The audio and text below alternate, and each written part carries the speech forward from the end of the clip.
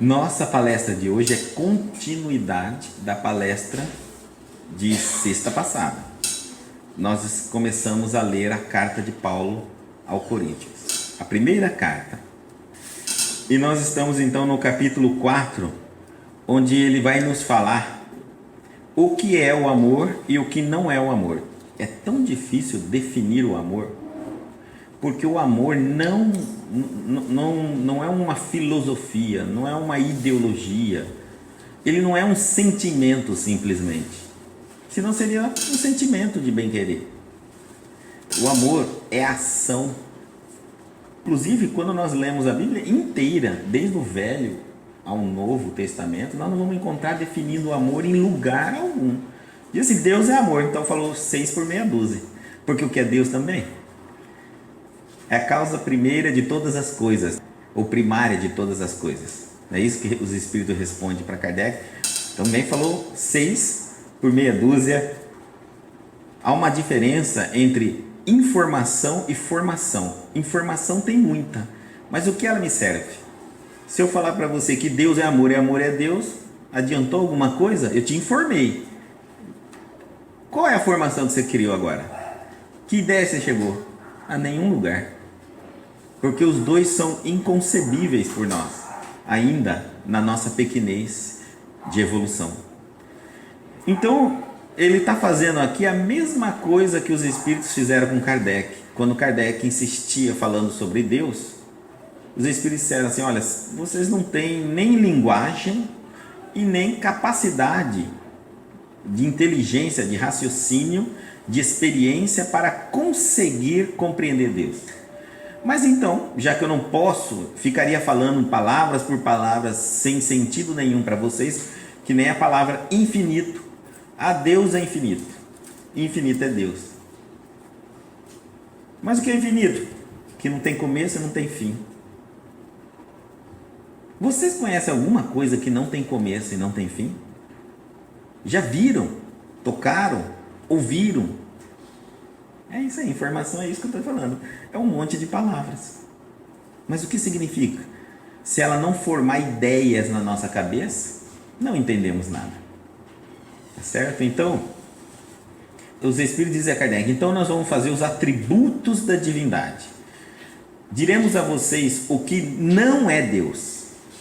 Porque até agora, o que está dificultando vocês de entender o verdadeiro Deus é a visão que vocês têm a respeito do antigo Deus. Então os Espíritos foram muito inteligentes. Ele falou, olha, eu vou libertar vocês das crenças erradas para que vocês fiquem livres para imaginar e aprofundar, sonhar, pensar, refletir, meditar sobre o que pode ser, já que vocês vão ter certeza daquilo que não é. E pronto, assim que eles fizeram conosco. Então eles desligaram-nos do passado, do fermento dos fariseus, desligaram-nos de Moisés e começaram, deixando-nos com os ensinamentos de Jesus, nós aprofundarmos através da nossa inteligência, da nossa evolução, da nossa reflexão, o que é então esse Deus, já que não é mais aquele Deus anterior. Muito inteligente a proposta. É a mesma coisa que Paulo fala. Se ele não pode chegar e dizer sobre o amor, então ele vai dizer um pouquinho assim, ó, ele fala o que é e fala o que não é. A intenção é mais falar do que não é, porque aí a gente retira da nossa crença aquilo que nós achávamos que era amor. Isso tira a gente do comodismo de pensar que sabemos e que estamos fazendo certo. Quando alguém chega para nós e fala, não, de hoje em diante, isso que você está fazendo há muito tempo está errado. Daí faz a gente se mexer para começar a fazer algo certo. Então, ele vai dizer um pouquinho assim, o amor é paciente. Mas e se eu falasse assim, é paciente, por que paciência? Possui um espírito paciente que não perde o ânimo, um ânimo bom. Uma pessoa que tem ânimo, disposição para o bem. Disposição não é aquelas pessoas que têm pavio curto, não é aquelas pessoas que desanimam com facilidade, Não é aquelas pessoas que faz uma vez, não dá certo e fala assim, ah, eu já fiz, não dá certo. Ou tenta ajudar alguém, se alguém não devolve aquele auxílio, já fala, agora deixa, já larga essa pessoa aí, porque isso não é ter paciência. Tem que ter bom ânimo, uma disposição, tem que ser longânimo. Olha, ponha paciência nisso aí tudo. Persevera pacientemente e bravamente ao sofrer infortúnios e aborrecimentos. E agora, como que a gente reage? Não é só pacientemente, e bravamente, ou seja, resistente, luta contra o ego que vem tomando conta. Porque a partir do momento que alguém nos faz sofrer, acontece algum infortúnio na nossa vida, um acontecimento esperado, um aborrecimento, pronto. É aí que eu testo a minha paciência. Muitos de nós dizemos assim, eu sou paciente até que me aconteça alguma coisa, mas aí não é paciente, porque se não acontece nada e você não tem paciência, você seria meio ansioso, né? Essa seria a resposta. Não, você tem que ser paciente nos momentos de perturbação, de crise, dificuldade, tempestade, e aí vamos ver se você reage também, porque o paciente não é aquela pessoa que fica ali sem fazer nada, parada. Não é o preguiçoso. Não é aquela pessoa que não quer se movimentar.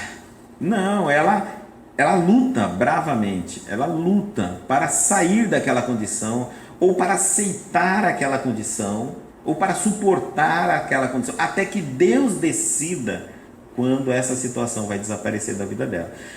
Nós temos que fazer a nossa parte. Fazemos tudo o que temos que fazer. Depois, o resto está na mão de Deus. Eu estou com uma doença, vamos supor, eu tenho uma doença, e aí eu falo assim, não, se Deus quiser, Deus cura. Mas nós temos ciência, nós temos a medicina. Você já tentou a cura pela medicina? Não. Eu tenho fé. Não, isso não é fé. Tá? Isso não é fé, isso é comodismo. Nós fazemos a nossa parte, procuramos todos os recursos que temos na terra, à nossa disposição, e podemos, porque às vezes você vai ter que fazer um determinado exame e não tem condições de fazer esse exame, ou uma cirurgia e não tem condições de fazer essa cirurgia. Bom, aí sim, você chegou até no seu limite. E aí entrega na mão de Deus. Se Ele quiser, Ele vai resolver sem a cirurgia, ou alguma coisa há de acontecer que a cirurgia vai acontecer, vai ser realizada. Mas aí você fez a sua parte. Paciente não é a pessoa que fica ali o tempo todo só esperando. É paciente em suportar as ofensas e injúrias de outros. E agora? Nós somos pacientes? Não é tão simples, né? Injúrias, ofensas. Muitos de nós não aceitamos nem ser chamado a atenção. Não gostamos nem que somos cobrados de uma função. Eu sempre digo às pessoas, quando alguém te cobra na função que você faz, é porque o que você faz é muito valioso. Porque não há nada mais estranho você fazer algo uma vida inteira que ninguém nunca pergunta se você terminou, se está atrasado, se acabou, se está errado, se corrige, se diz que está certo. E ainda quando você vai falar daquilo que você faz, alguém fala, dá licença, só um tempinho, tem mais o que fazer. Dá a impressão que você faz algo que não tem sentido, só está na sua cabeça. Quando você estiver fazendo algo importante, sempre estará sendo cobrado, o tempo todo. Porque significa que tem muitas pessoas dependendo daquele resultado daquilo que você está fazendo. Como estão dependendo, estão ansiosos, estão esperando e vão te cobrar. Se você fizer algo que você termina quando quiser, é porque não tem muita utilidade. Pode ter certeza absoluta. Então, cobrança, quando alguém te cobra, te chama atenção, tem o seu valor. Fora isso, nós temos as injúrias. Olha, quem não é ofendido? Jesus foi ofendido. Quem não é ofendido nesse mundo? Todos nós seremos ofendidos, sem exceção. Quando uma pessoa nos ofende, ela deve estar com um problema. Ela deve ter um motivo para fazer assim, um motivo para reagir daquela forma. Até então, o motivo era dela, estava na vida dela. A partir do momento que você compra a energia dela, a ira, a raiva, seja o que for, e começa a revidar as injúrias e tudo mais, bom, aí nesse momento o problema agora é teu também. Porque se alguém está fazendo algo, ele tem o seu motivo. Não estamos dizendo que o motivo é correto, está aí falando injúria, mas tem um motivo. Pronto. Então, basta entendê-lo. E simplesmente tentarmos não comprar aquele problema. Se a pessoa está passando por uma dificuldade e você sabe, compreenda. Ah, mas aquilo não justifica o ato. Cada um age de uma maneira, de uma determinada circunstância. Você está passando por um problema, o mesmo que o fulano. Você pode ser uma pessoa calma e tranquila. A outra pode ser nervosa, a outra pode ser ansiosa, a outra pode se entristecer. Então nós não temos como medir a reação das pessoas. E não temos como controlar as reações das pessoas para dizer assim, você está agindo da maneira como eu não gosto. Ela pode estar agindo errado, mas talvez seja a única forma que ela tem para reagir e não enlouquecer. No entanto, você depois vai conversar com essa pessoa, porque existem maneiras diferentes de reagir e a maturidade nos cobra que nós temos que mudar, crescer, desenvolver, evoluir. Então também não dá e titular a pessoa, fulano é melindroso, Beltrano é nervoso, Ciclano é tristonho, Beltrano é debochado e pronto. Então agora dou um RG, uma identidade, essas pessoas vivem em cima disso. E aí tudo que vai acontecer com o nervoso, ele já tem o direito, porque todo mundo sabe que ele é nervoso, de brigar. Não, não é esse o sentido. Mas depois você conversa com essa pessoa, instrui ela que existe maneiras diferentes de reagir além da explosão do nervosismo. É moderado e tardio em irar-se. Olha, zangar, se chatear, é normal, é da nossa natureza. Irar é perder o equilíbrio. É quando você já começa a atingir objetos inanimados. É quando você começa a dar um soco na parede, chute no meio-fio. Tem pessoas que quebraram o pé chutando o meio-fio por ira. Quebraram a mão dando um soco na parede. É quando você já não raciocina, a emoção tomou-lhe conta. A ira é muito forte, é perca completa do raciocínio. É uma bomba emotiva ali, naquele instante. O grande problema da ira, gente, é que quando nós vamos num pico, não retornamos a zero. A gente volta e fica com 10% dessa ira a cada subida. Por isso que se eu não mudo, se alguém não me alerta, se alguém diz, fulano, você anda explosivo demais, muito irado. Antes você brigava a cada 6 meses uma vez, agora você está brigando uma vez por semana. Então você não está se percebendo, porque aquela energia já faz parte do teu ambiente, da tua psicosfera, e você não, quando volta, quando passa a ira, você pensa, tô normal, tô no zero, posso começar tudo de novo. Não, não tá. Às vezes você só está no seu 90%, já lotado de ira, você tem 10% livre. Então dali para diante, qualquer coisa que der errado, independente do assunto, você vai irar. Então aí entra as pessoas para nos alertarem. Às vezes quem está tendo essas explosões não está percebendo, acha, ele tem justificativa, ele tem teorias secundárias sobre o motivo que leva ele a explodir, ele se dá o direito de fazer isso, então ele vai se conduzindo. Ninguém reclamou ainda, ele acha, medindo pelas pessoas, que ele está dentro da normalidade. Então, por amor, a gente tem que chegar à pessoa e falar, você anda muito nervoso, está explodindo demais, de 0 a 100 você está indo muito rápido, e por qualquer coisinha, distancia essas crises. Olha, ficar nervoso, chateado, é comum, todos nós ficamos, mas irar-se a todo momento, quebramos tudo em casa, batemos o automóvel, e às vezes partimos contra pessoas, e aí fazemos a agressão física. Em Mateus, no capítulo 5, versículo 5, a ira é um dos itens da Bíblia muito discutido.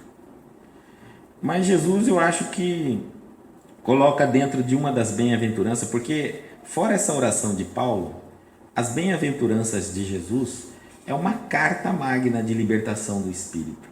Quando lemos as bem-aventuranças, ali contém todos os itens necessários para a nossa transformação e evolução. E olha só, a ira está ali também, quer ver? Bem-aventurados os mansos, os que não ficam nervosos, os que não se irritam, os que não têm ira, os que não são agressivos, mansos, porque eles herdarão a terra, não é o céu, quem tá, nem o reino de Deus, nem o reino dos céus. Veja bem claro, a terra. Por quê? Porque os mansos e pacíficos não gerarão mais guerra, mais violência, mais agressões. Então, a terra está evoluindo. Se alguém me perguntasse assim, nessa evolução do planeta de prova e expiação para um planeta de regeneração, quem ficará nessa terra, nesse planeta? Essa é a resposta. Os mansos. Eles herdarão, continuarão a reencarnar na terra. Aí está a resposta nossa. Então, por isso que os violentos, os agressivos, os nervosos, esses serão, a partir do momento que desencarnam, aí já reencarnam num planeta de prova e expiação para continuar o seu aprendizado. E a Terra vai ficando seleta de espíritos mansos, tranquilos. Até porque imagina se um espírito violento fica no meio de um monte de espírito manso, ele vai dominar todo mundo. Porque ele vai usar da violência e ninguém vai revidar. Quem vai protegê-los? O manso não revida. Então ele vai se sujeitar todo ao controle daquele agressivo. Então a própria justiça de Deus seleciona, retira o joio do trigo. Separa. A própria natureza divina. Nós não precisamos matar os criminosos, partir contra eles numa guerra. Calma. O tempo por si só, se estamos vivendo ao lado dos agressivos, dos nervosos, dos violentos, é porque precisamos. Alguma coisa ainda necessitamos aprender com essa violência, com esse grau de agressividade que estamos vivendo. Porque o dia que não precisar, a Terra já terá passado. E se não for a Terra, se você evoluir mais rápido do que a Terra, não se preocupe, que tem planetas já de regenerações há muito mais tempo já. Tá? Já partindo para outros planetas, para outras gerações de evolução de planetas. Então, não se preocupe, se você crescer mais, evoluir mais rápido que a Terra, mas a Terra vai levar quando? Você vai para um lugar onde você não vai precisar passar por inconveniência da violência, até que a Terra evolua, que é o seu planeta, e volta a reencarnar no teu planeta. Tranquilamente. Você vê como a justiça é muito tranquila, não existe um fenômeno como a gente imagina. Nós imaginamos que vai chegar num dia, a Terra vai tremer, o Sol vai se escurecer, a Lua vai virar sangue, aquelas coisas de poeta, né? E alguma coisa, então o mundo vai acabar. Nada. A natureza de Deus, tudo é muito tranquilo. Até porque Deus é equilíbrio e não desequilíbrio. Mas se Deus é equilíbrio, vulcão, terremoto, maremoto, você acha isso equilíbrio dentro das forças da natureza? Isso é perfeito equilíbrio. É a restauração do equilíbrio da força. Para nós que somos miniaturas aqui pensante, realmente é uma força sobre-humana. Pode nos destruir. Só que ninguém há de passar por nenhuma situação difícil no meio de todo esse arranjo, movimento das placas tectônicas do planeta, nada disso, de um maremoto, de nenhum tsunami, de nada que não precise passar. Até as pessoas vão se aglomerando naquele determinado momento para que todo mundo que entra no avião que vai cair precisava estar naquele avião. E quem não precisava, perdeu o voo, perdeu a passagem, chegou atrasado, não acordou, alguma coisa não deixou ele embarcar. Tá certo? Então, a justiça de Deus é bem assim, é bem tranquila. Nós que às vezes queremos enfrentar e construir da nossa maneira o que já está por si só construído e preparado.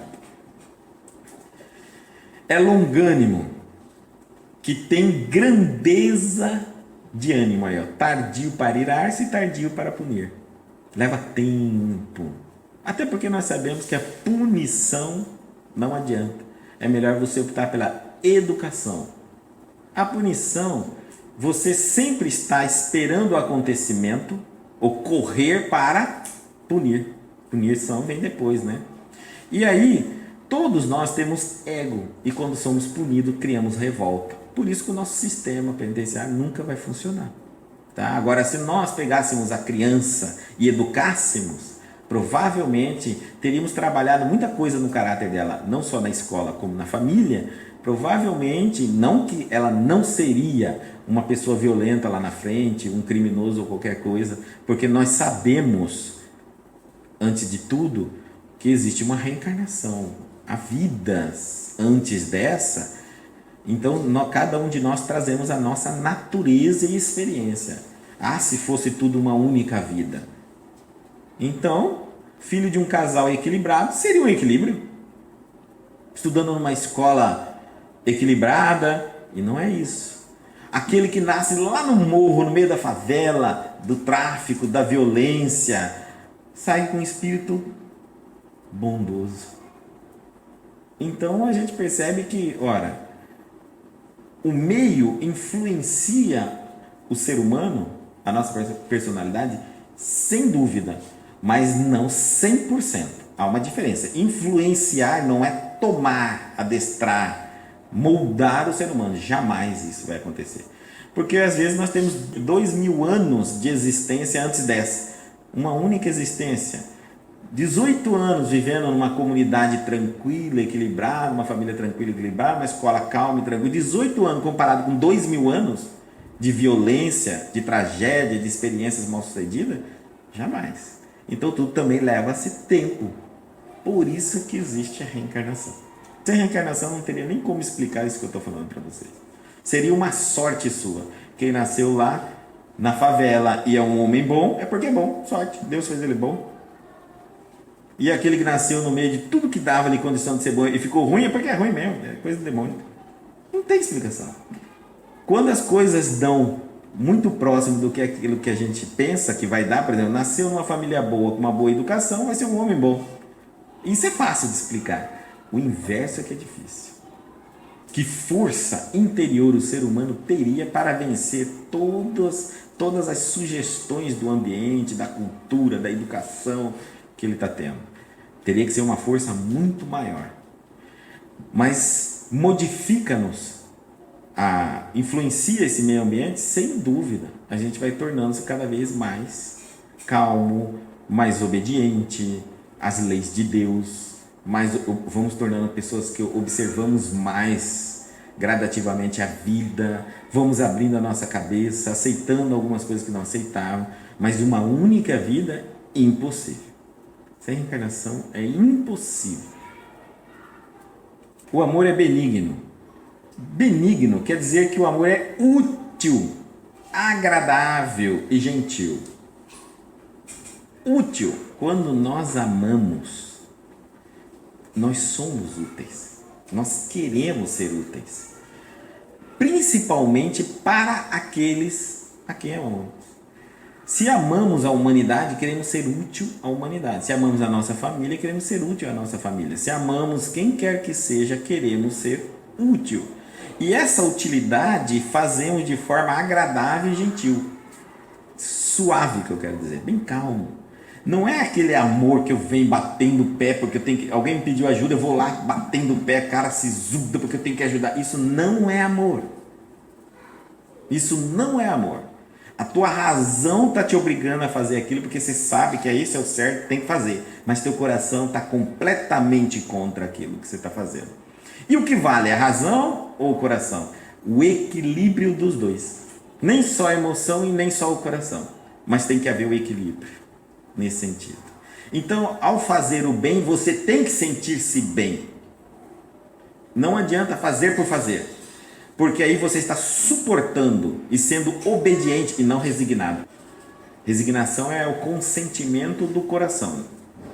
E a obediência é o resultado ou o consentimento da razão, do seu raciocínio. Isso está no Evangelho segundo o Espiritismo. Então, é ser útil. Quando nós amamos, queremos ser útil. Aqui está a diferença, se alguém me pergunta, será que eu amo ou será que eu estou apegado? A pessoa apegada, ela nem sempre quer ser útil ou ela nem precisa ser útil. Na verdade, quem lhe serve é o outro. Serve para quê? Para o seu apego. Mas ela não quer mais ser útil. Quando eu desisto de uma pessoa, quando eu torno indiferente a minha convivência com alguém, eu deixei de amá-la. Porque nessa indiferença, eu já não estou mais observando no que ela precisa de mim. E às vezes ela pode até solicitar uma ajuda, ou pode me ajudar, assim, mas eu estou tão indiferente, resolve sozinho, não tem tempo. Isso é falta de amor. Às vezes, o apego nos confunde bastante. Às vezes a gente está apegado a determinadas pessoas e o tempo vai passando e a gente acredita que ficar sem essas pessoas é o fim do mundo. Nós vamos até falar um pouquinho do apego lá na frente. E eu acredito que isso é amor. Não, gente, isso não é amor. O amor é quando você sabe que aquela pessoa, que você pode ser útil a ela, que pode ajudá-la bastante, e faz isso de todo o coração, com a maior alegria, com a maior satisfação, sem receber nenhum obrigado. Pelo contrário, vai receber ainda uma indiferença, uma ingratidão. Quando nós só ferimos o nosso amor por alguém ou por alguma coisa, por exemplo, nós amamos os animais. Quando a gente diz amamos os animais, respeitamos eles, os limites. Quem ama um leão sabe que ele vai morder uma hora ou outra, que não pode ficar entrando na jaula a qualquer momento, etc. Respeita, entende, compreende, estuda, observa e cuida. É a mesma coisa. Então, se você ama alguém, você estuda, observa, se informa sobre essa pessoa e auxilia ela. Há uma coisa interessante, é que Jesus, por exemplo, quando o cego procura Jesus e sai gritando por ele, ele está lá na entrada de Jericó, Jesus está chegando e vem aquela multidão, então uma falação, o cego fica ouvindo aquilo e fala, o que está acontecendo? Pergunta para alguém que está passando ali, fala, não, é Jesus que está chegando, aí ele sai gritando, filho de Davi. É interessante, não vamos falar sobre essa passagem, como é que ele sabia que Jesus era filho de Davi, Jesus não era filho de José? Não é isso que a gente sabe? Mas ele sabia que Jesus era filho de Davi. Então significa que aquele homem, vamos deixar isso para outra palestra. Então, aí ele diz, filho de Davi, né? Me ajuda. E os apóstolos se incomodam, a multidão também, porque aquele homem vem gritando e Jesus vem andando rápido. E aí ele fala assim, tenta impedir o cego. Aí Jesus, observando que estão tentando impedir o cego, para e pede para que o traga. Aqui é uma coisa interessante no Cristo, é que um homem cego vem pedindo para ele, ele fala assim, o que queres que eu faça? Se eu chegasse, não é assim, a gente vai no centro espírita, eu vou conversar com o médium, eu sentei lá na frente dele, ele tem que saber tudo. Eu agora vou falar o que eu quero, é você que tem que falar o que eu quero, o que eu preciso, quando que resolve, se vai dar certo. O homem cego, na frente de Jesus, e Jesus pergunta para o homem cego, o que quer que eu faça? O que será que ele pensava que o homem ia responder? Sabe o que significa isso? Respeito. Quando a gente ama, a pessoa benigna, a bondade, nós não fazemos o que queremos aos outros, fazemos o que os outros querem e necessitam. O homem podia dizer assim, Senhor, ele falava assim, o que queres que eu faça? Arruma a goteira lá de casa. E ele ia lá arrumar a goteira. Ué, mas Guto seria, e ele não ia curar o homem? Ué, se o homem não quisesse. Às vezes, o que você acha que é problema na vida dos outros, que é a cegueira, para ele vive muito bem cego. O problema é a gota que cai no chão e escorrega quando ele passa, pisa e não dá para ele ver. Quem somos nós para dizer qual é o problema da vida dos outros? Os problemas só tem quem o possui. Só. E aí está a bondade do Cristo, né? Eu vou te ajudar naquilo que você é capaz de enxergar como um problema. Ele pediu a visão. Então, por isso eu vou te perguntar. Porque se eu fosse precipitado e querer ser aqueles mágicos, né, de apresentação de show, eu já ia curando o cego. Aí ele ia falar, não, não, me devolve a cegueira, eu preciso dela. Entendeu? Ele também, esse homem pedia esmola, então Jesus poderia falar assim, ó, talvez ele queira dinheiro. Se você encontrasse um cego e pobre, mendigo, e você tivesse todo um poder para dar a ele o que ele quisesse, você perguntaria para ele o que ele queria? Geralmente você já ia passando e ia curando. Ou seja, você ia resolvendo, entre aspas, e bagunçando a vida de todo mundo. Porque você violentou as pessoas. Nem sempre o que nós achamos que é certo é o certo. Às vezes, as pessoas nos pedem algo que para nós é muito simples, um auxílio. E você diria assim, mas isso aí não vai resolver nada. Sim. Só que se você der o que você quer, talvez você atrapalhe a vida dela. Tá certo? Ela não está preparada. Por isso que ela não enxergou e nem te pediu. Essa entrevista feita com as pessoas, na necessidade das pessoas, é para exatamente aferirmos o que realmente a pessoa está em busca. E aí verificar se existe o merecimento. Não é porque, às vezes, um problema está à mostra, é perceptível. Mas aquilo é problema para quem está olhando, não para quem está vivendo. E outro, lembremos sempre, Deus não é bom? Então não é problema. É necessidade, lição de vida, aprendizado. E nós é que não estamos concordando com aquela situação. Até isso, a pessoa benigna, ela não julga as ações de Deus. Nós a julgamos. Se nós encontrarmos, por exemplo, uma pessoa que está precisando de alguma coisa, ela não pediu, nós não nos preocupamos em conversar quanto à necessidade dela, por exemplo, nós fomos lá e fazemos. Muito bem. Aí eu fico pensando assim, imagine aquela pessoa passando fome, já tem meses desempregado, anos desempregado, mas tem um padrão de vida bom. O dia do aniversário dela, você vai lá e compra uma louça de porcelana, porque para você isso significa muito. Entrega para ela, ela vai dizer, não tem nem onde pôr nada nessa louça que você me entregou. Tem mais de 6 meses que eu nem como praticamente. Não era melhor uma cesta básica? É que nós queremos dar o que queremos e não o que precisam. E não queremos fazer essa relação. E isso a gente vê muito com Jesus, a relação que ele estabelecia com as pessoas. Ele podia nos dar tudo, mas no entanto ele só não dava aquilo que nos era necessário e pedíamos. Não é só porque pedíamos, mas era-nos necessário. Por exemplo, eu posso pedir algo errado a Deus e Deus há de consentir aquilo? Pode. Para isso, digamos assim, estão as forças invisíveis, negativas, sombras. Quem diz que é só Deus que dá? Deus permite. Não é isso? Vamos supor que eu quero vender aquele carro que está com o motor estourado, eu fui lá, já injetei um monte de coisa, não sai mais fumaça, o próximo que comprar vai andar mais ou menos 10 metros, vai fundir o motor. Aí eu peço para vender esse carro, para quem comprar, seja ludibriado, não enxergue, não pense, seja enganado por mim. Vocês acham que ninguém faz isso? Muita gente pede. Ô Senhor, deixa eu vender meu carro, ainda por bom preço. Quer dizer, o outro não é filho de Deus, é só você que é filho de Deus. Deus só cuida de você. Aí o que você faz? Você vende, não vende? A pergunta é Deus? Não. Todo pedido que fazemos dificilmente não é atendido. Dificilmente. Às vezes Deus não atende, não permite, dizendo assim, só mais um pouco, aguarda um pouco. Não, né? Ainda não. Ou agora não.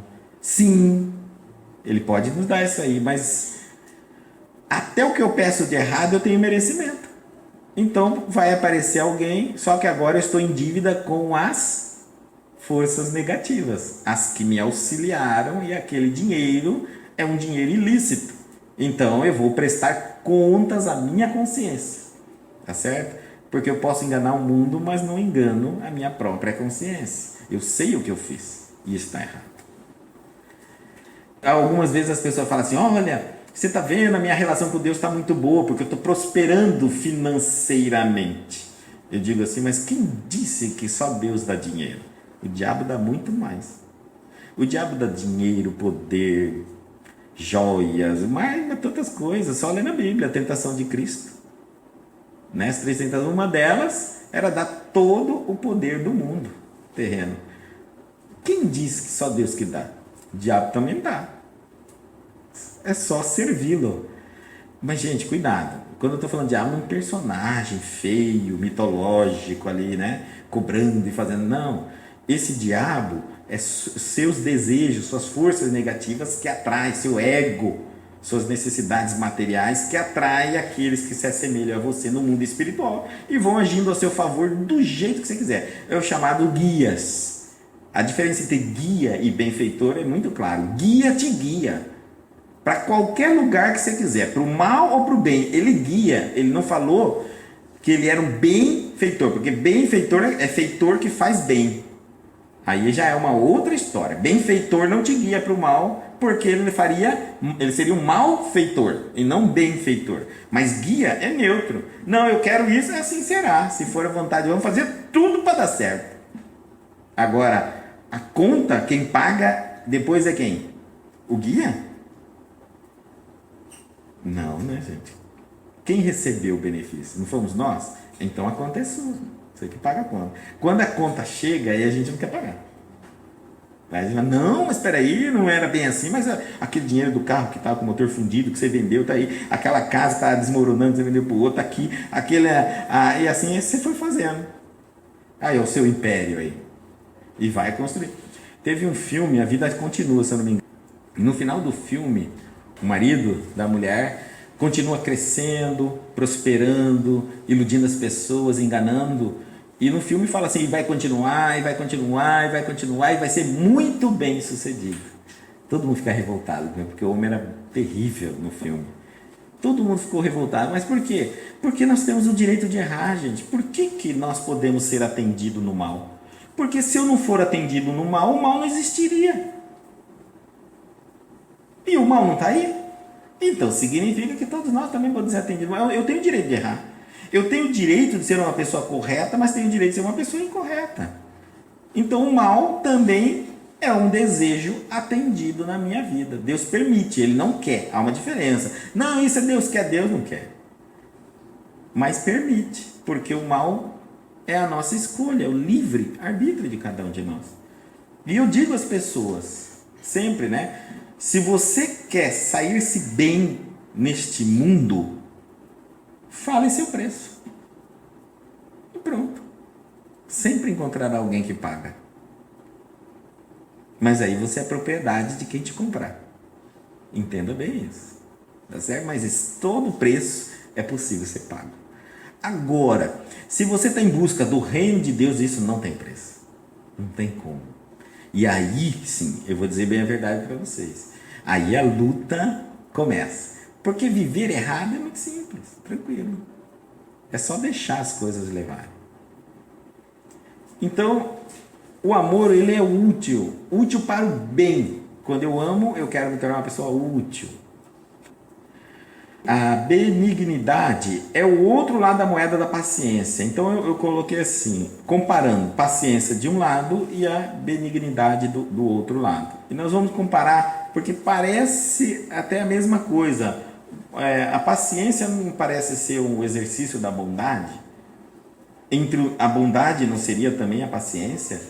São virtudes diferentes, mas se completam, por isso deu a mesma moeda. Ó, paciência é quando você pensa assim, que você aguenta as feridas causadas pelos outros, as pancadas. Na benignidade, você retribui as feridas causadas fazendo bem para o ofensor. Um você suporta, o outro você ainda retribui. Então a bondade é acima da paciência. Eu não vou colocar abaixo, acima, porque não tem como medir virtude. Mas eu diria que ela completa. Uma pessoa paciente, ela simplesmente suporta, mas aí ela não toma uma ação.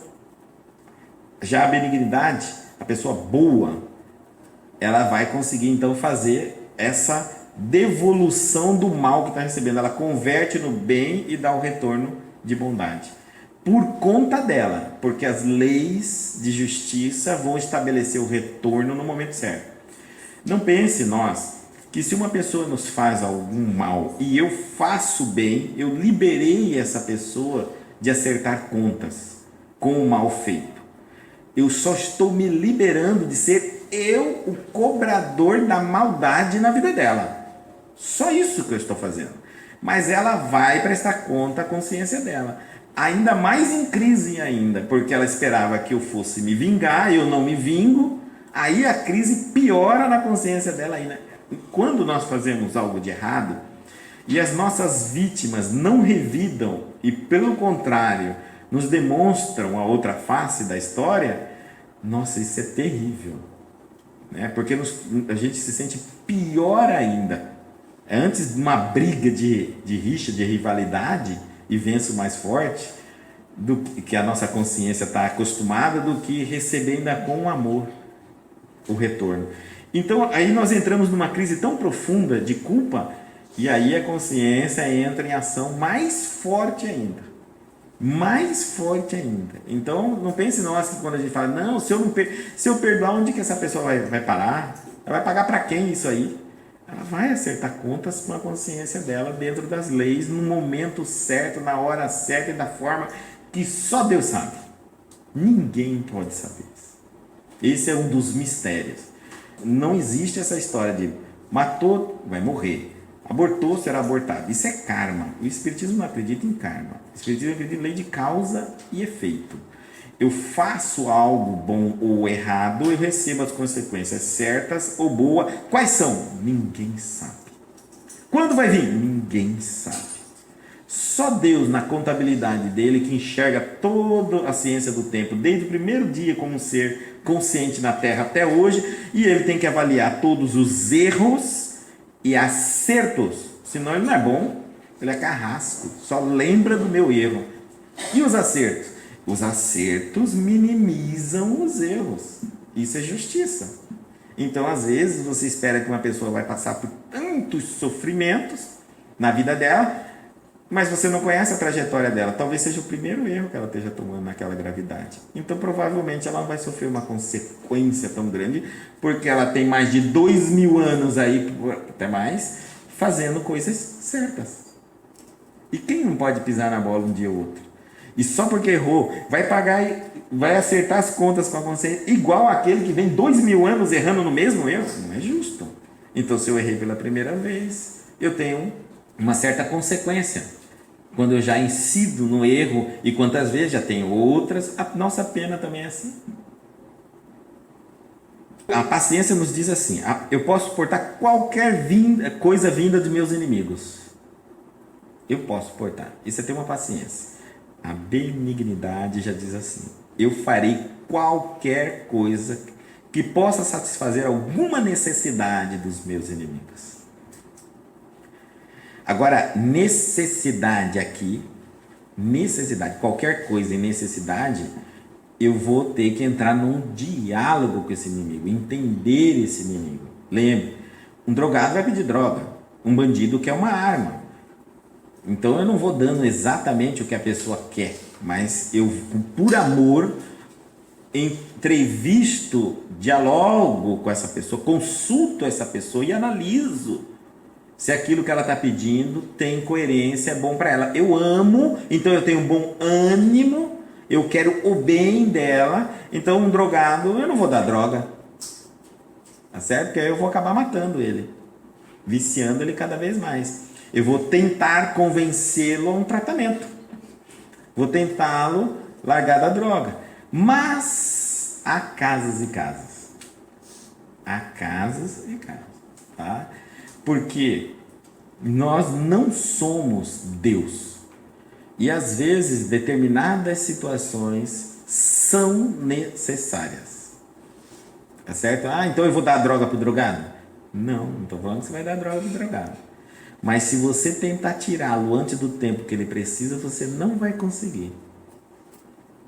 Então você vai acertar uma situação com ele, não piorando, não compactuando com o erro dele, mas tentando auxiliá-lo naquilo que é possível ser absorvido por ele.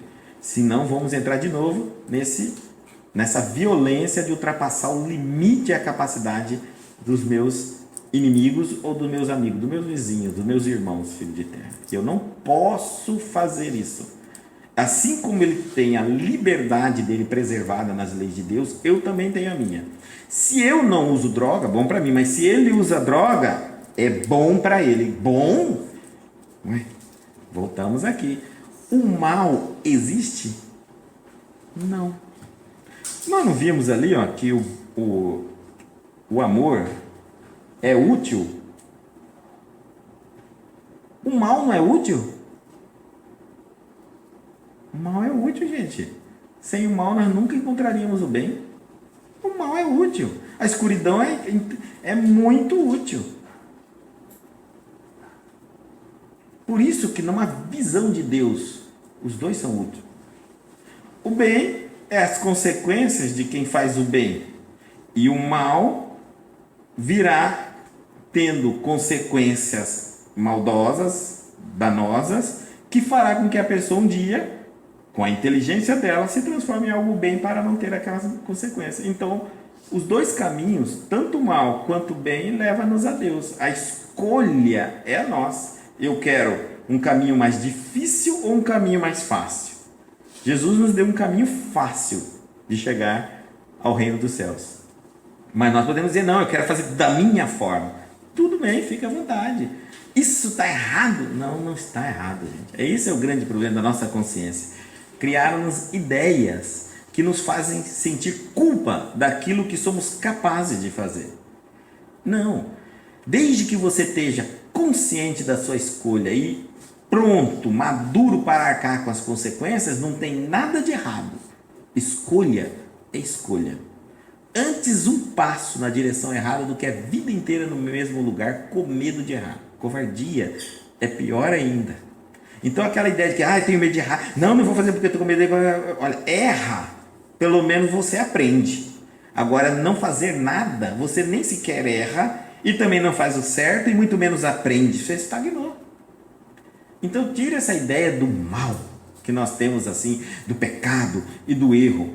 Faça aquilo que você é capaz de fazer, dentro de uma consciência madura, em que você vai dizer assim, olha, eu sei que isso aqui que vou fazer é errado, mas não dou conta de fazer o certo, não estou preparado, não quero pagar o preço, não quero me movimentar o suficiente, vou fazer o errado, e sei o que vai acontecer comigo, vou responder por isso. Isso é ser sincero e honesto consigo próprio. Antes isso do que você falar, vou fazer o bem, tá bom.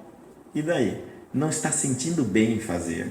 Não está crescendo em fazer. Logo vai se revoltar por fazer aquilo que não gosta de fazer. E vai voltar a fazer o errado, pior ainda, com raiva de Deus ainda. Porque quando nós fazemos o bem, esperando alguma coisa, tentando barganhar com as leis de Deus, eu não aguento muito tempo, porque o retorno não vem logo da forma que eu quero. Aí o que eu faço? Eu abandono aquilo, revolto porque Deus ficou me devendo o bem que eu fiz a Ele, porque sempre quando eu faço o bem que eu não quero é para Deus, não para mim. Porque quando é eu quem quero aquele bem, eu estou fazendo por mim, para mim, então eu não desisto. Eu estou fazendo para Deus e para os outros. Aí eu largo. E aí vou fazer o errado, pior ainda, tá certo? Porque não compreendeu o método. Então, não traga tanta culpa, liberte-se um pouco das culpas. Às vezes é necessário sim errar. Erre, qual é o problema? Arque com as consequências, não tem problema nenhum. Você é imortal para recomeçar quantas vezes for necessário na justiça de Deus. O espírito é paciente porque enxerga a eternidade, o que é o tempo de Deus.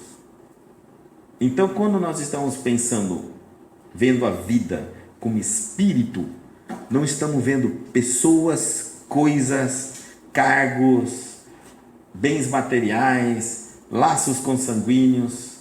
Não estamos vendo isso. Como espírito, estamos vendo uma reencarnação numa grande escola chamada Terra. Pessoas se ligaram até nós formando família por necessidade de resgate, reparação, aprimoramento.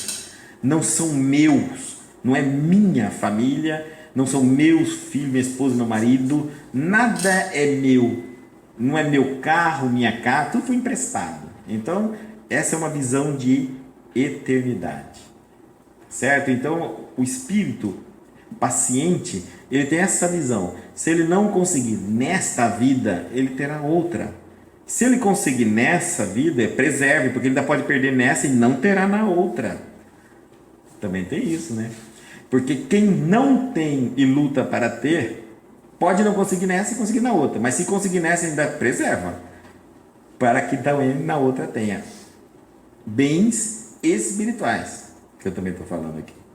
Por exemplo, se você não tem uma saúde boa, pode ser que nessa você vai morrer doente mesmo. Mas na outra, se você não se revoltar, se compreender e aceitar, volta sem a doença. Mas se você é saudável, pode ser, quem garante que você não vai morrer doente? Então não olhe para o doente e diz, ô coitado, por quê? Ele já está no caminho dele, você não sabe o teu. Então, talvez você... A diferença entre ele e você são alguns anos de doenças. A sua já vai aparecer amanhã, por exemplo. Você não sabe. Então, não dá para nem aquela coisa de fazer aquela análise. Oh, coitado. Coitado. A visão de eternidade, algumas pessoas já estão acertando as contas com a consciência dela hoje, agora. Bem-aventurados. Aqueles que têm sede e fome de justiça. Né? Isso o Cristo falou na bem-aventurança, porque eles serão saciados. Ou seja, se eu quero acertar contas com a minha consciência, já estou preparado, bem-aventurado. Você vai acertar as contas com a sua consciência e vai matar a sede de justiça. Não era isso que João Batista queria? Na reencarnação, como João Batista, depois que ele, como Elias, havia decepado a cabeça dos pastores do pasto ídolo e do Monte 5, então ele queria o quê? Justiça. Ele havia tido um excesso de zelo. Ele não precisava tomar aquela medida errada. Não precisava decepar a cabeça dos outros. Já tinha vencido a aposta. Muito bem, ele vai e faz isso. Então ele vem com a sede de justiça. Sede e fome de justiça. E toda a marca da personalidade de João Batista era justiça, justiça, justiça. E aí a justiça alcança ele rápido nessa vida e também decepa-lhe a cabeça. Justiça. Não é nada mais. Quando nós temos uma consciência de uma maturidade, uma evolução, o que mais nós queremos é acertar conta com a nossa consciência. Há um sonho que um espírito nutre a partir de uma certa maturidade, paz de consciência. E é impossível ter paz enquanto estivermos vivemos mudando entre mágoa, porque não aceitamos o que fizeram conosco, culpa, porque não deveríamos ter feito aos outros o que fizemos. Então, paz de consciência, e nós sabemos que é o primeiro degrau para a felicidade. Enquanto eu não pisar na paz, nunca serei feliz. Agora, seria uma contradição. Ser feliz, sou, mas você tem paz? Não. Como pode isso? Quer ver uma coisa? Ser feliz, sou, mas tem mágoa? Tenho. Ser feliz, sou. E a culpa? É muito grande, tem muita culpa. Então, felicidade é o topo. A benignidade diz assim: alegrai-vos com os que alegram e chorai com os que choram. Romanos capítulo 12, versículo 15. É compaixão. Isso é em outras palavras.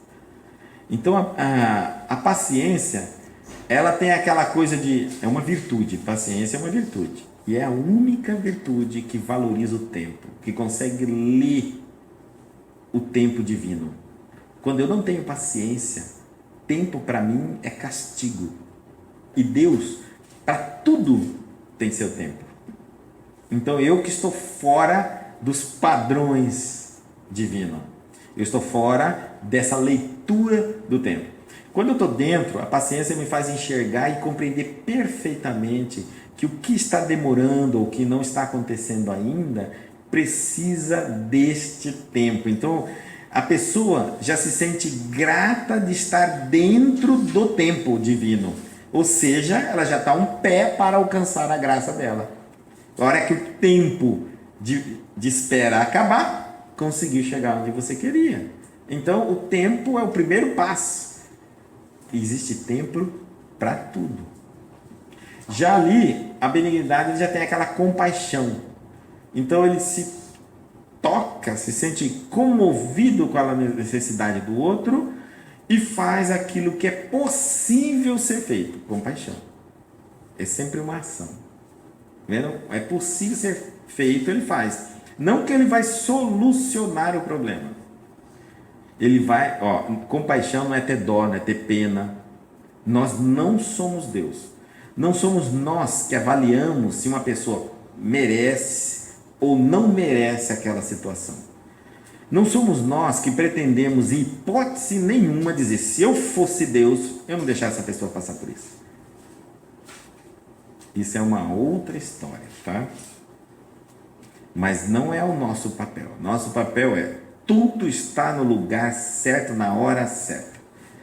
A compaixão é ajudar as pessoas a carregar a cruz delas, até que Deus defina quando e como vai se resolver uma determinada questão. Certo? Só Deus tem esse poder. Ninguém mais tem. Mesmo na nossa medicina, mesmo vendo a nossa medicina, nenhum remédio cura todas as doenças com aquele mesmo sintoma. Cada organismo reage de maneira diferente. Então, nenhum tratamento na medicina garante, nem a cirurgia dos olhos, que nós pensamos que era coisa que todo mundo ia parar de usar óculos, tá aí a humanidade tudo de óculos. Uns não podem fazer, outros fizeram e voltaram a ter o problema na vista, outros fizeram e deixaram o problema na vista. Por que esses três motivos, se a técnica é a mesma? Graus de merecimento diferenciados. Os que nem podem fazer se autobloquearam em crises de necessidade para não desfrutar nem sequer da esperança e da possibilidade de ficar livre daquele problema, porque parece que a gente não entende, vai falar assim: mas o que um problema de vista poderia ensinar uma pessoa? Muita coisa. Vocês não imaginam quanto. Então, para que ela nem sequer tenha esperança, é o caso que não é indicado para a vista dela. O caso que é indicado e retorna, tem as recidivas, é que ela fez porque tinha condições de bancar financeiramente, mas não tinha merecimento para ficar livre do problema de vista. Então vai voltar o grau na vista, porque assim é a lei. E aqueles que tiveram condições, fizeram a cirurgia e ficaram livres, já estavam no momento ideal para receber aquilo, só pediram antecipado.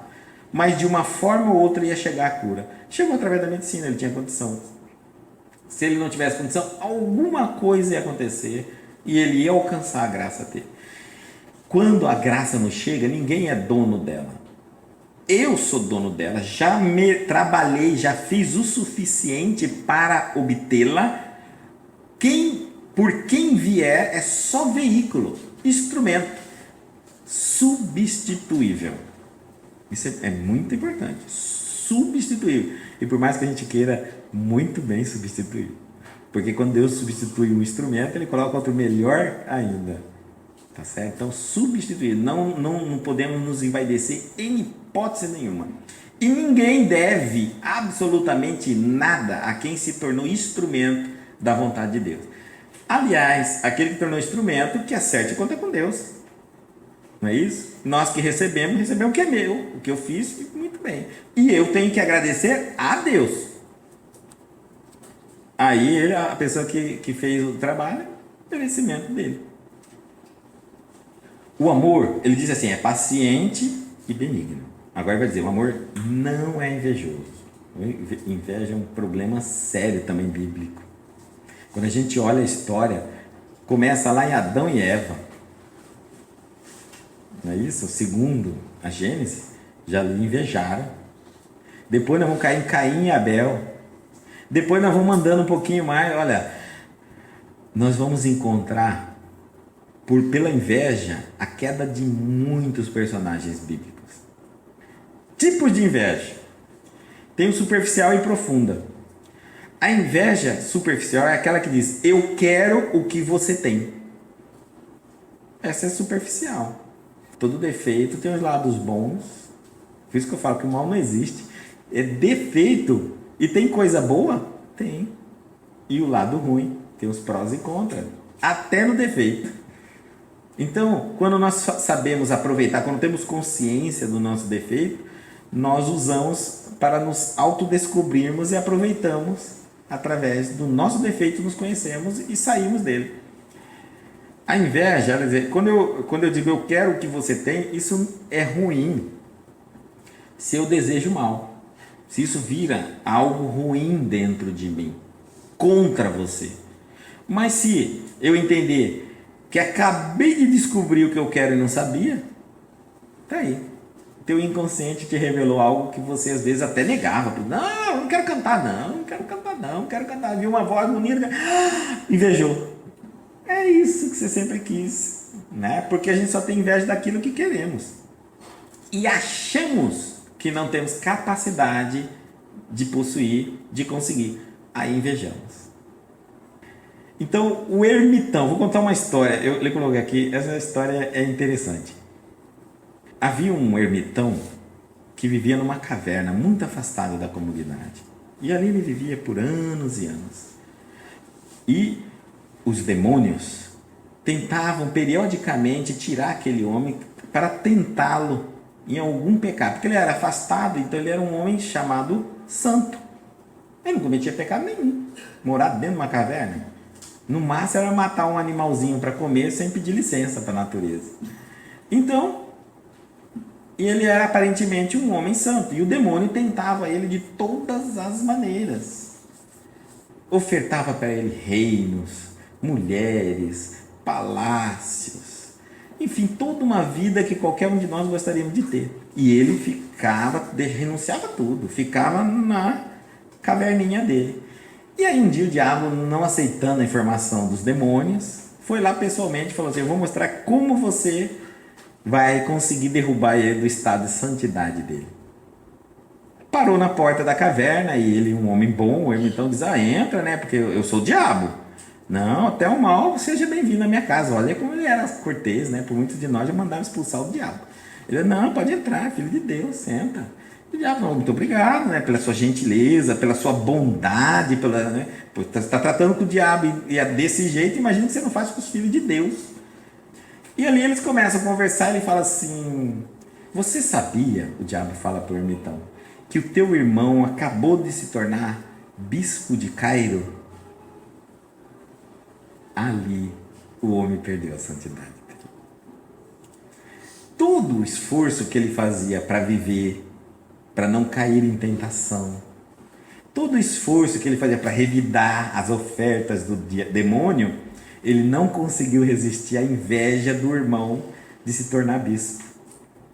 Porque na verdade é o sonho que ele queria. Tá certo? Então ali foi a queda. Inveja profunda. A inveja profunda é aquela que eu gostaria que ele não tivesse o que tem. Isso é duro.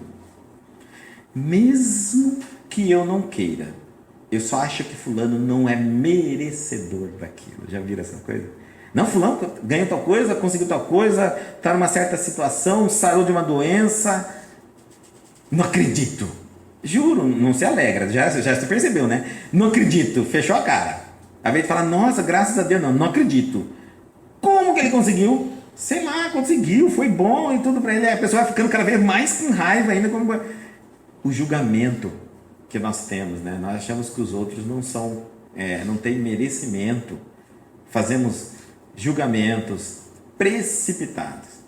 Às vezes, também queremos o que aquela pessoa tem, ou se tornou, ou mas não basta para nós nos tornarmos igual. Não, a inveja profunda, ela é inimiga, rival. Ela não aceita que o outro tenha também.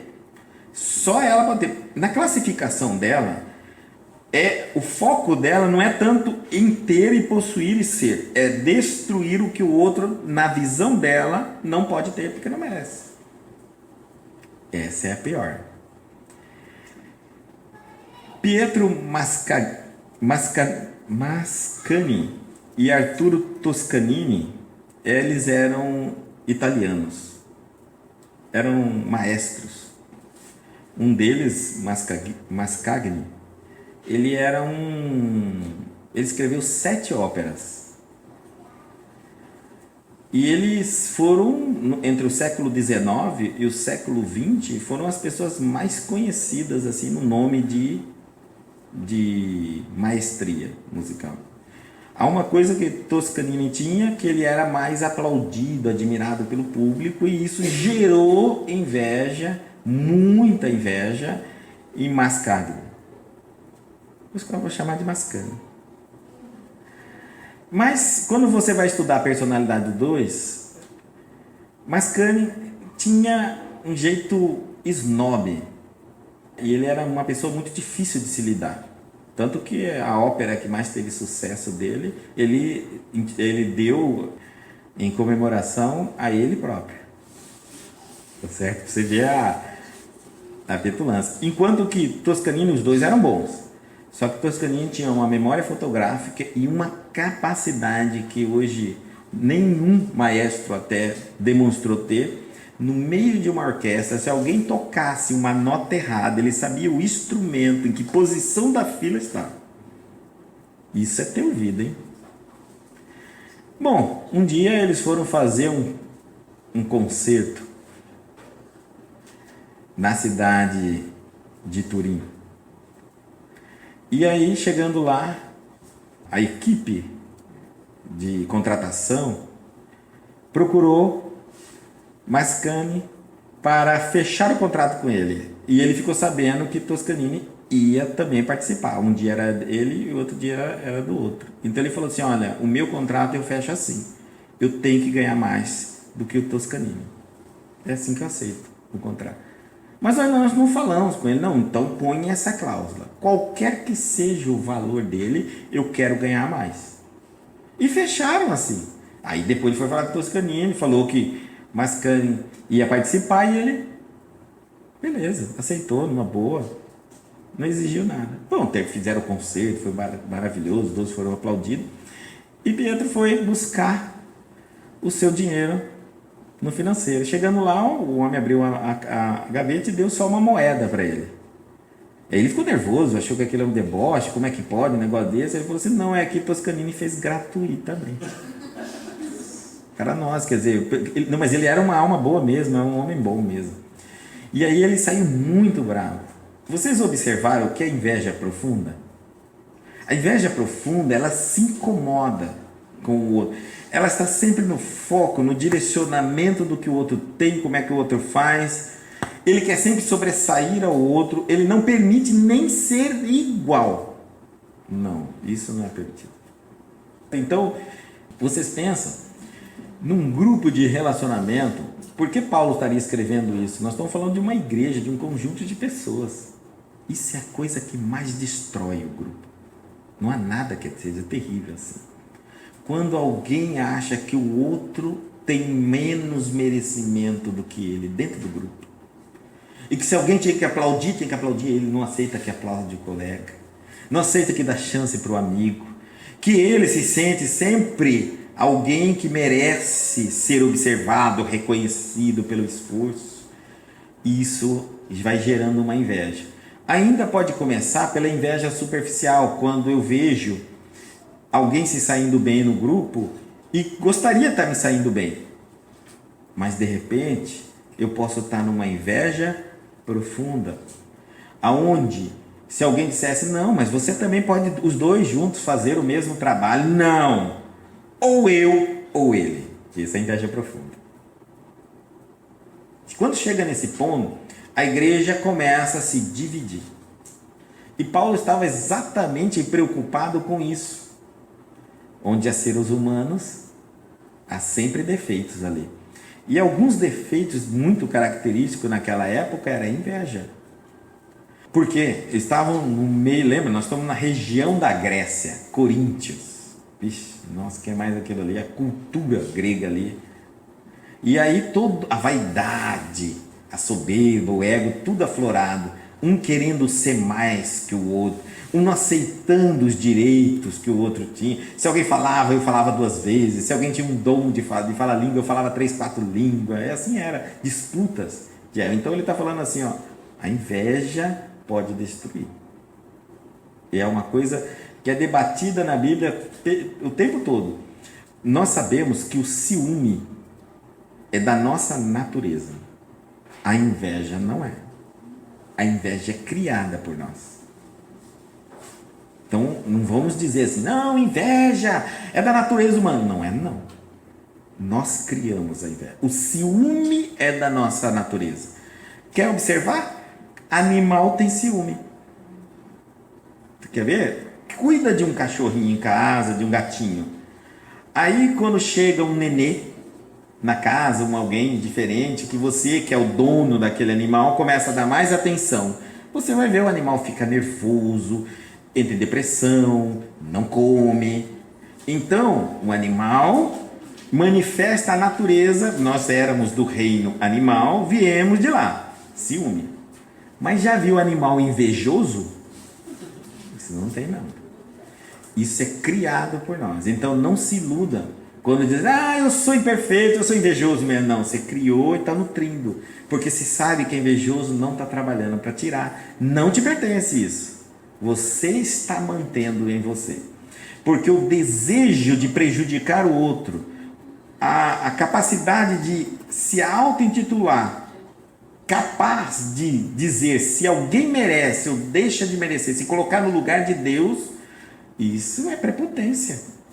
Você pode ver que a característica da inveja são várias circunstâncias para gerar o quadro da inveja. O ciúme é medo de perder. Simplesmente isso. Agora, quando o ciúme entra, eu posso ter medo de perder a minha mulher e raiva de quem conseguir, que eu acho que não merecia também. Aí a coisa fica pior. Por isso que uma pode disparar o outro. A inveja pode disparar o ciúme? Pode.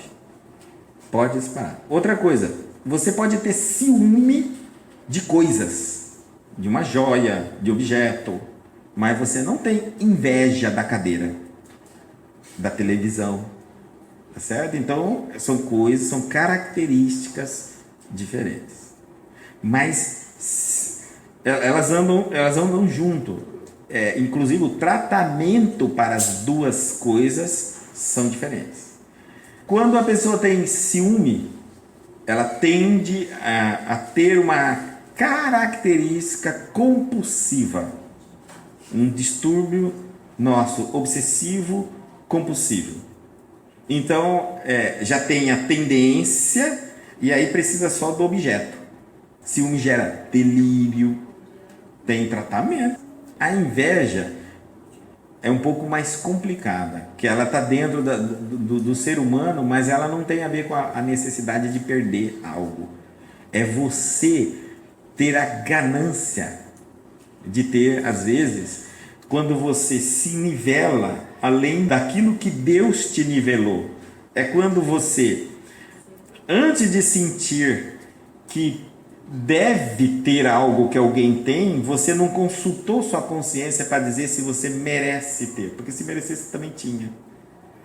Então o invejoso é quando ele sai da lei de Deus e diz assim, olha Deus, nessa você errou, você não me deu, mas eu vou conseguir do meu jeito. Então não existe aceitação das leis de Deus. Então a maneira de trabalhar isso é moral. É de uma outra forma, apesar de existirem técnicas psicológicas separadas para tratar, tá? Mas a técnica é diferente. Orgulhoso. Aqui, gente, a palavra parece orgulhoso, mas não é. É isso que nós vamos corrigir para poder falar. Na verdade, ela vem da palavra grega, perpereutai. Essa palavra, ela tem um sentido mais exato no português de tudo que a gente procurou, é ufanar. Mas não está escrito, nas traduções novas já aparece. Graças a Deus. Porque quando eu falo, Paulo não estava falando de virtudes e de defeitos, ele estava falando de atitudes erradas. Então, de repente, ele está falando assim, é paciente, tem que ser paciente, é benigno, o amor não é invejoso. Ele está falando de atitudes. E aí ele vai falar, não é orgulhoso. E outra, ensoberbecer já é sinônimo de orgulho, parece que ele está falando da mesma coisa. Então, já buscando no texto original, não aparece assim. aparece mesmo a palavra que mais tem sentido de ufanar. Agora, o que é ufanar? É verbalizar o orgulho do que nos orgulhamos, causar orgulho a nosso respeito. É ficar fazendo propaganda de si mesmo e de tudo que você faz. É fazer os outros, mesmo que inconsciente ou conscientemente, às vezes a gente faz conscientemente. A gente começa a falar das coisas que a gente faz, é capaz, quem somos, só para gerar a dor de cotovelo no outro. Às vezes é assim, e às vezes é inconsciente. É uma necessidade que eu tenho de que as pessoas sintam orgulho de me ter ao lado dela, de viver comigo, de ser meu amigo, de me conhecer. Então eu começo a fazer a autopropaganda. Já viu aquela história assim, ai, cansei de falar de mim. Agora fala aí você de mim um pouco.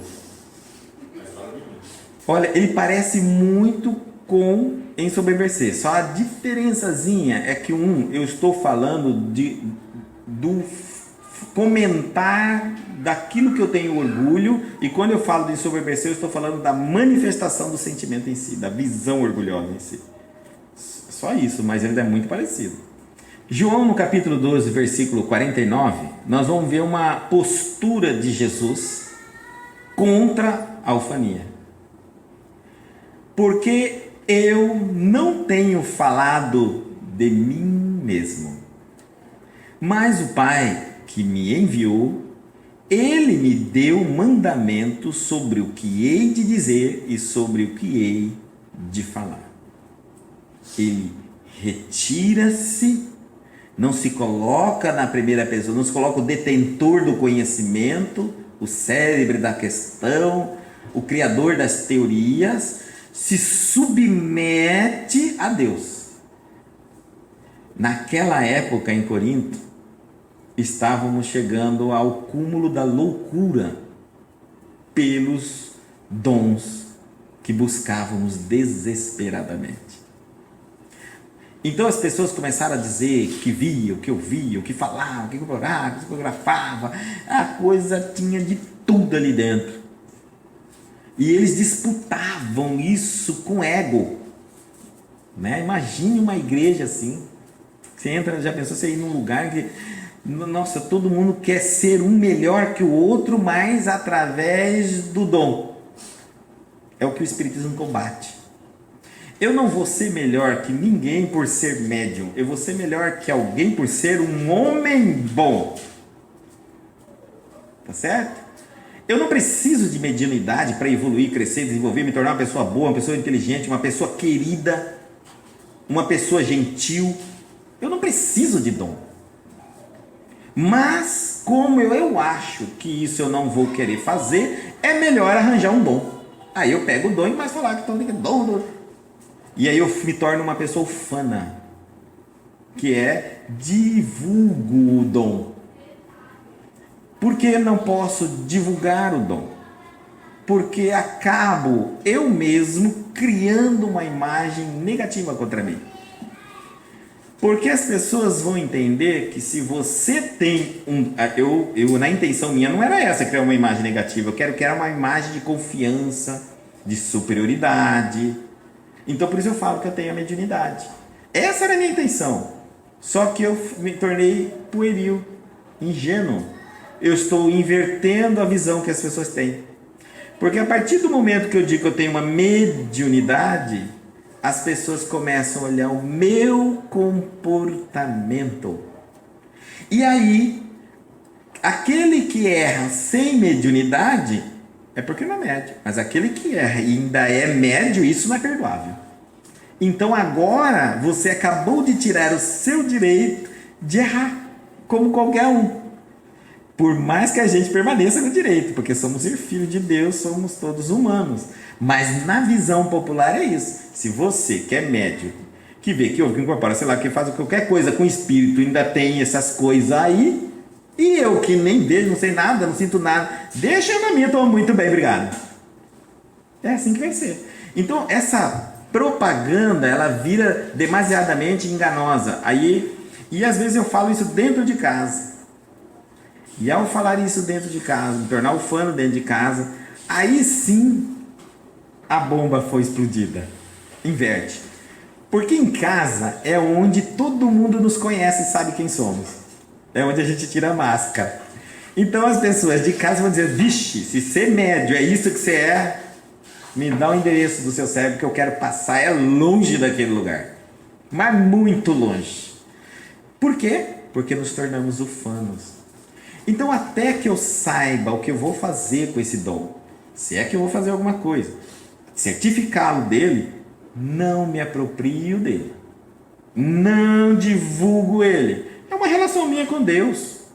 E se um dia, talvez eu nunca pratique, morra calado, ninguém pelo menos olhou para mim. Imagina, a partir do instante que eu digo que sou médico, e todo mundo vai passar a me olhar. Acendo cigarro, uso droga, e eu sou médico. Como que você vê essa história? Aí você vê o outro que não é médico, usa droga, fuma cigarro. A gente vai entender assim, aquilo ali está faltando instrução. E esse que é médico? Está faltando o quê? Viu como é cobrado? Não engano, não nos enganemos. Então, naquela época eles já estavam falando sobre a ufania. Cuidado, não fique falando, não fique isso, vocês estão se expondo. Mas ele também estava preocupado com o segundo item dessa situação. O segundo item é o cristianismo que estava renascendo ali, começando, meu Deus do céu. E aí Pedro falou assim: mas começa esses doidos ficar falando aqui, que fala língua, que não sei o que não sei o que, e todo mundo orgulhoso desse jeito, brigando, invejoso, vaidoso. Vamos falar que seja o que for esse tal de cristianismo aí, parece que uniu um bando de louco doido no mesmo lugar. Então ele estava muito preocupado e dizia assim: não, gente, pelo amor de Deus, não é pela palavra, veja bem, não é pela palavra que a gente alcança o reino dos céus, é pela transformação íntima. Ele chamava muita atenção. Todas as cartas, leia para vocês entenderem a história, o desespero de Paulo em cima daquela comunidade totalmente vaidosa, egocêntrica, orgulhosa. Ainda somos todos nós. Então eu tenho que tomar muito cuidado. Porque a partir do momento que eu me vinculo a alguma coisa, eu serei cobrado por aquilo que me vinculei. Terceiro item. A divulgação de uma coisa ainda não diagnosticada, aferida, com certeza, né? Ela comprovada, ela não pode ser difundida. Por quê? Você pode cair no risco do ridículo.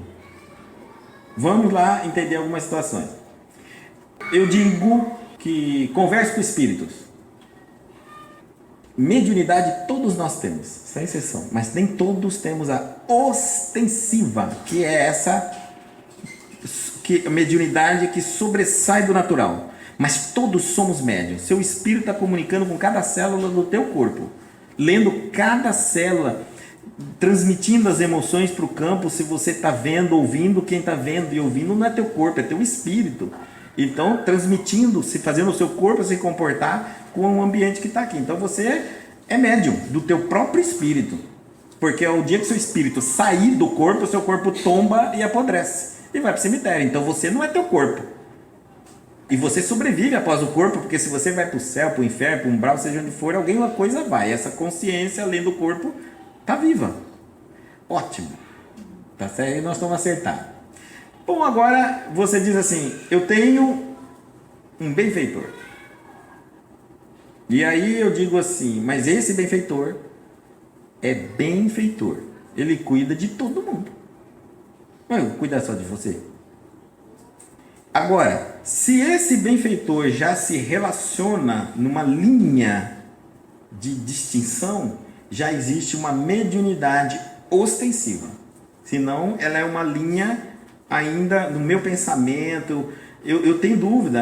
Aliás, eu até acho que é meu pensamento, mas quando ele se distingue a ponto de dizer: quem está falando comigo é meu benfeitor, então tem uma identidade separada, ele já se manifesta. Ele pode se manifestar, ele é uma identidade separada da sua, personalidade diferente, gosto diferente, evolução diferente. E se existe isso mesmo, então essa relação é mediúnica. Então não fica só para benfeitor, vai para malfeitor também. É doente, necessitado, até o benfeitor. Tá? Porque mediunidade é neutra. Se eu comunico com um espírito, eu comunico com qualquer espírito. Ou eu não comunico com nenhum. Agora, mas a minha benfeitora, eu tenho como me comunicar, como todos nós temos benfeitor, todos nós comunicamos com ele através da intuição, ou inspiração que vem de fora. Aí todos nós temos essa capacidade. Mas observe que esse pensamento intuído, ele é quase indistinguível do seu. Você só vai conseguir percebê-lo mesmo quando ele é alheio a tudo aquilo que você pensa, sabe ou concorda. Por exemplo, você acha que tem que fazer uma coisa assim porque está absolutamente certo de que aquilo que você vai fazer é assim, e na hora que você vai fazer, você tem uma ideia de dizer assim, não é assim. Agora sim, você conseguiu perceber que existe uma outra coisa dentro de você, realmente diferente. Aí você ainda justifica aquilo, e aí vem a justificativa do porquê não. Agora você está falando com alguma coisa alheio a você. Porque se fosse só você, você teria concordado com você mesmo. Tá certo? Você está convicto daquilo que você vai fazer.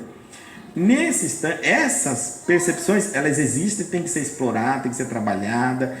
Sim, nesse caso, nunca vai haver uma diferença distintas de identidades. Para haver isso, tem que haver mediunidade ostensiva. E aí entramos num outro campo, diversos espíritos comunicantes.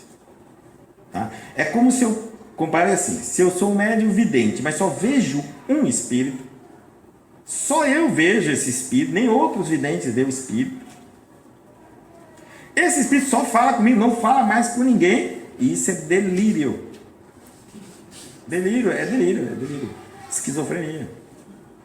Porque se ele é um espírito, ele não conversa só comigo, ele conversa com todo mundo. Quem não vê, bom, aí é outra história, ele não vai conversar com todo mundo que não vê, mas com quem quiser vê-lo, ele conversa.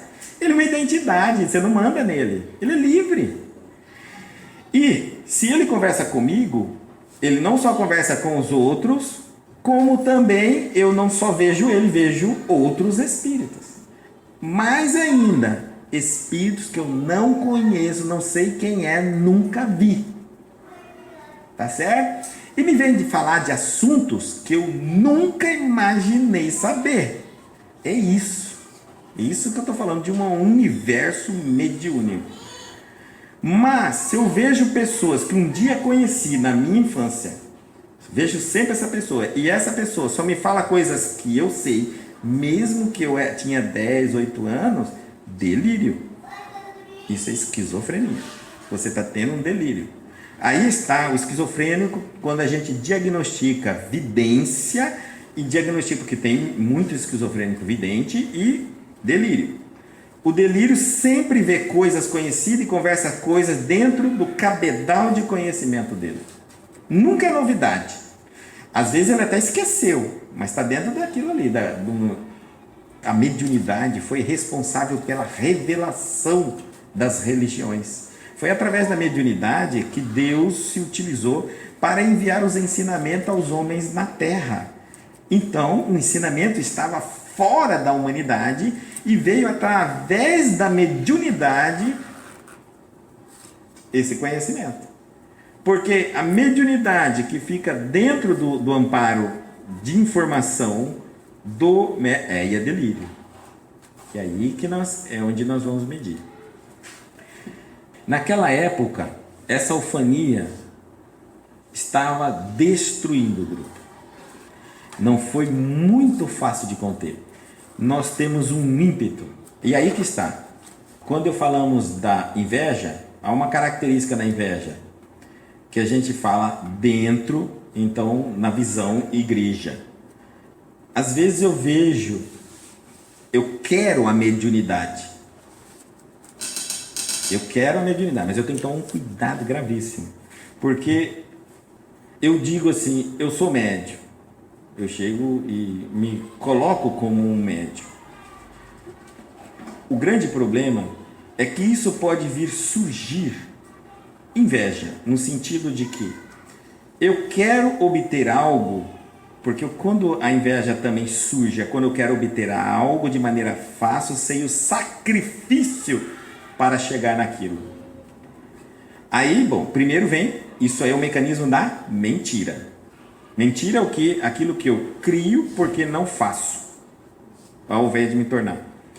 Só que isso me gera a inveja dos que têm. Então eu quero possuir aquilo. Aí eu imito.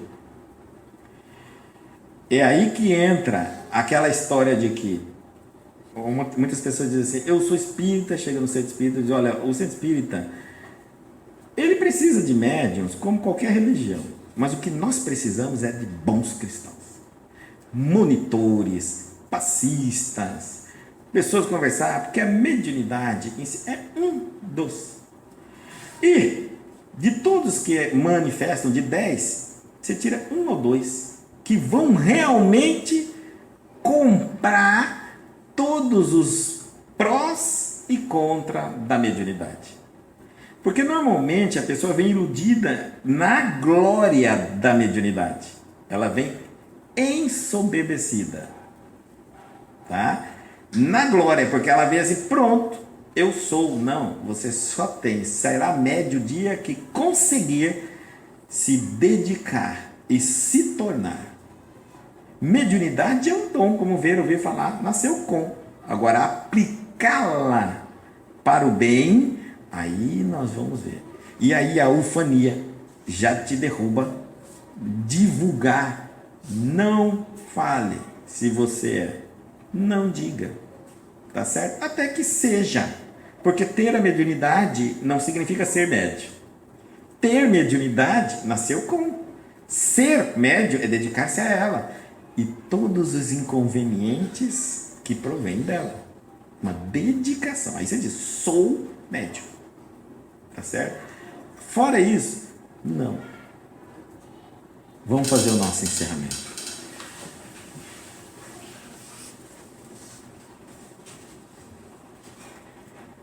Altíssimo Pai eterno, eterno em poder, eterno em justiça e eterno em bondade, memorável Mestre, amigo e irmão de todos os instantes de nossas vidas, Jesus.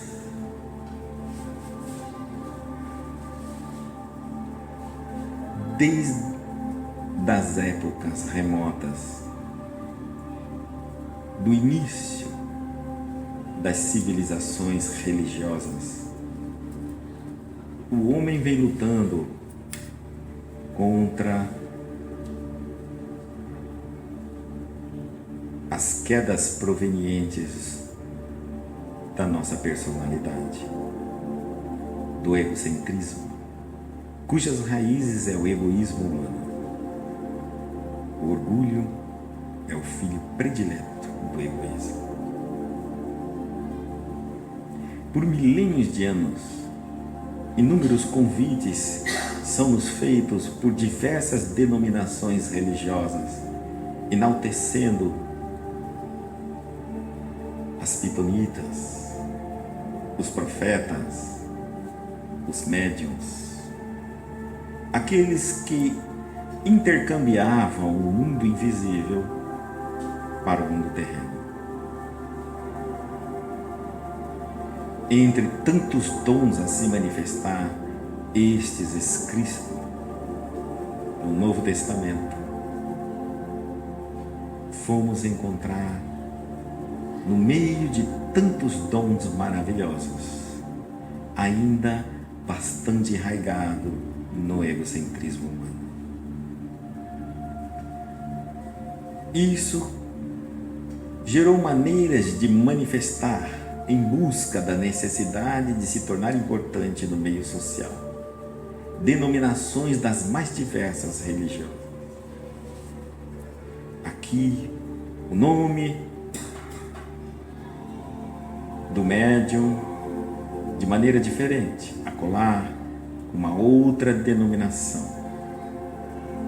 Tentativas de entrar nesse universo do mundo invisível para ganhar exclusividades e direitos no mundo da terra, interesses próprios provindos do nosso ego. Tornou essa busca um meio artificial de ganhar a vida, de se sobressair na comunidade espiritual. Chegamos ao cúmulo no século XVIII. Era necessário reenviar novamente grandes vultos na época do Iluminismo. Estrelas celestiais ganhariam corpos humanos na Terra, vindo através da reencarnação, e estabeleceriam novamente as linhas do cristianismo primitivo. A falange de Espírito Verdade, guiada pelo Espírito de alta envergadura, deixou-nos todos os ensinamentos necessários para nos pautar dentro do caminho do mundo invisível. A base era Jesus, o exemplo e o maior modelo deixado por Deus para os seres humanos. Muitas revoluções nas artes, nas ciências, na filosofia, o pensamento humano tomava novas concepções religiosas. Kardec seria o homem que traria e cunharia neste planeta a terceira revelação. No entanto, por milênios e milênios de anos, a possibilidade de vivermos qualquer tipo de relacionamento espiritual, de nos denominarmos qualquer mensageiro da espiritualidade, fez-nos sedimentar e cristalizarmos diversos erros na conduta de relação nossa com Deus. E isso se tornou, por milênios de anos, pensamentos atávicos, que se incorpora hoje na psicosfera do planeta, onde periodicamente pessoas leem e se identificam com esses arquétipos. E então, de natureza mais espiritualizada, esses irmãos passam a buscar de forma desorientada qualquer vínculo com essas entidades. Por isso, a doutrina dos Espíritos deixou-nos o seu Pentateuco, degraus bem colocados e cercas que delimitavam absolutamente a área segura de se trabalhar com os seres invisíveis e adentrando na área espiritual. Kardec deixava-nos uma visão de ciência, deixava-nos uma perfeita noção de filosofia e um aprofundamento enorme na moral cristã. Está aí as 3 bases necessárias para que o homem se conduza de forma segura, passo a passo. No entanto, até mesmo a doutrina espírita é invadida por diversos pensamentos não espíritas, mas espiritualistas, mesmo que de boas intenções que eles sejam, de movimentar e modificar a doutrina dos espíritos. Foi-se necessária a organização de órgãos que estabelecesse a linha, a demarcação e cuidasse para preservar a doutrina do movimento espírita. O movimento espírita periodicamente perde, se descontrola com as novidades que lhe vão surgindo, com as ilusões criadas de conseguir o reino dos céus sem a transformação do esforço da reforma íntima. Objetos, talismãs, cures, preces, fórmulas sagradas, símbolos, bandeiras. E a esperança ressurge novamente no homem de deixar as bases do Evangelho de Jesus para alcançarmos o reino dos céus num caminho mais curto. As ilusões surgem, a terra está no momento de grande pressão, sofrimento, desgastes amorosos, doenças psicossomáticas, revoluções, guerra, fome, impunidade. Em todos os campos, o homem desesperado busca o encontro mais rápido para com Deus.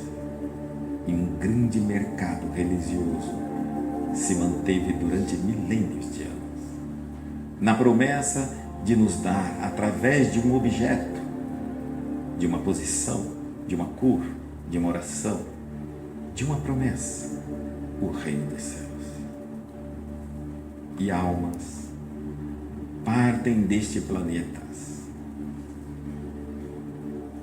e ali se descobrem completamente abandonadas nas praias do mundo invisível, em tormentos e desespero,